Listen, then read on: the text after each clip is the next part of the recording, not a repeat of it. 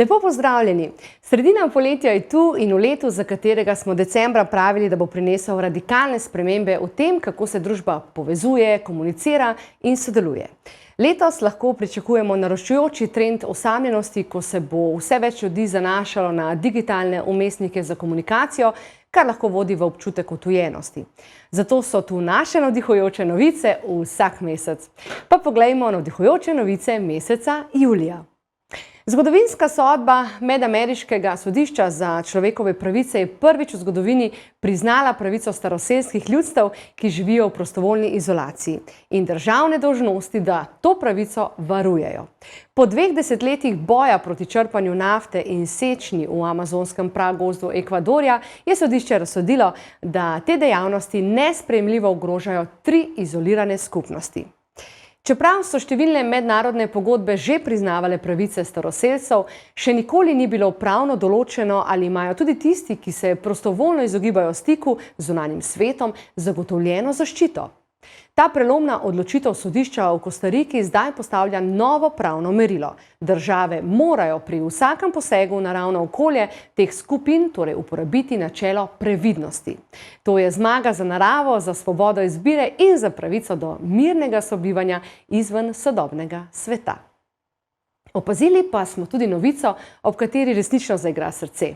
Obstaja načrt za razglasitev celotne obale Rdečega morja za morski rezervat. Egiptovsko ministrstvo za okolje je napovedalo, da bi lahko celotno obalo Rdečega morja razglasili kot morski rezervat, kar bi povečalo privlačnost območja za turiste in podprlo trajnostni razvoj. Mi o tem bogastvu že vemo, saj se prav vsako jesen odpravimo na duhovne počitnice v Egipt, točneje resort Makadi Bej, kjer skupaj ustvarimo trenutke za globoko sprostitev in osebno rast skozi edinstven program. Bogastvo, fauna in flora tamkajšnjega morja pa je pikica na i vsemu. Tudi medicina dela pomembne korake naprej, tokrat na področju zdravljenja Alzheimerjeve bolezni.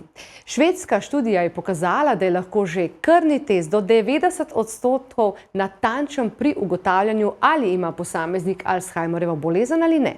To močno poenostavlja postopek diagnosticiranja, saj trenutno bolniki za potrditev diagnoze potrebujejo vzorec cerebrospinalne tekočine ali PET skeniranje.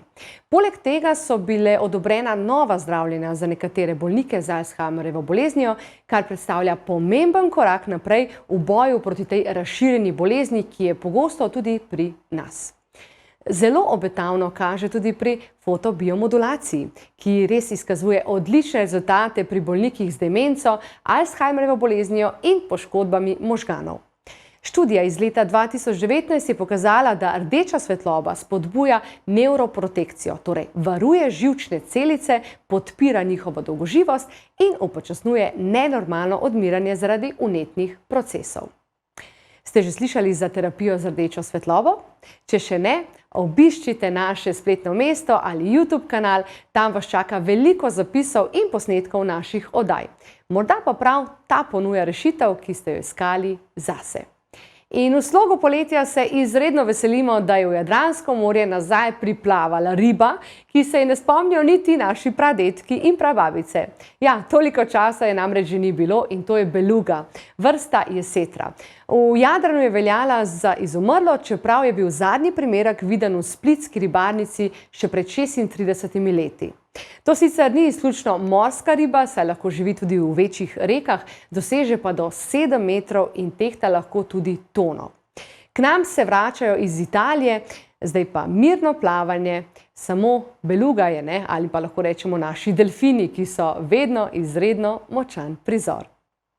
A je bilo tole zadosti pozitivnih novic? Ja, sporočite nam, ali vam je rubrika všeč, bi morda morali nameniti še več prostora. Če imate pa vi pozitivno novico, delite jo z nami na naših družabnih omrežjih ali pa na spletnem mestu. Morda pa jo naslednjič objavimo tudi mi. Za več poletnih idej pa si brezplačno prenesite priročnik Poletje polno radosti. V njem smo zapisali veliko informacij, ki vam bodo pomagale pri poletnih težavah, veliko biohekerskih trikov, ki so vezani samo na poletje, pa tudi kakšen odličen recept smo dodali vmes. Idealno torej za poletno branje in raziskovanje. Lepo bodite!